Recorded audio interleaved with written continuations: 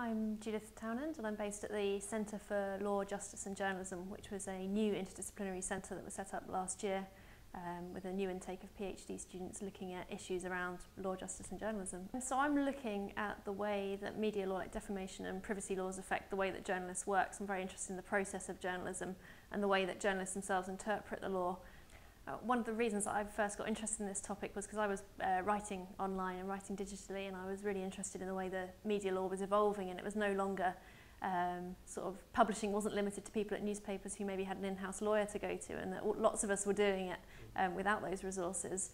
And I think that the legal environment is really changing because of digital technology, and communication is so much faster, and it's not in such a sort of mediated kind of way. We don't have maybe the same level of protection as we would have had if you're working for a big organisation. So things like the sort of the super injunction scandal have been particularly interesting.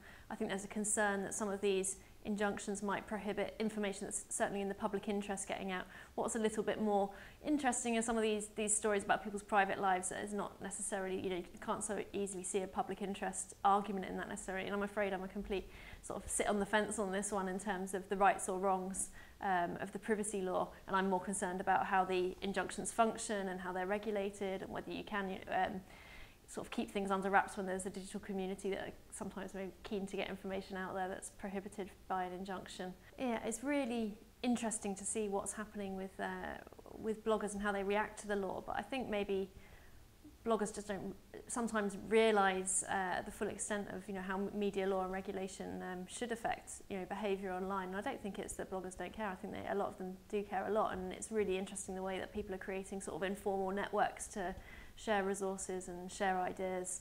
And there's no particular distinction necessarily between what a citizen journalist is doing and a professional journalist often. So the best thing that we can all do is sort of work together to try and make sense of the evolving law. Well, I'm trying to share some of the things that I'm doing on my blog and on other legal blogs as well, to try and make my PhD as transparent as possible, and then through that way I get people getting in touch with me like, have you thought about this, or why are you addressing the question like that? And that's so useful and fantastic, and I can't imagine what it would have been like to do a PhD without the internet. It's funny because now I'm doing this research, people always ask me like, oh, did you want to be a lawyer, or get into that area, and it's just something I never even considered. It was just I became interested in the law because of being a journalist, really.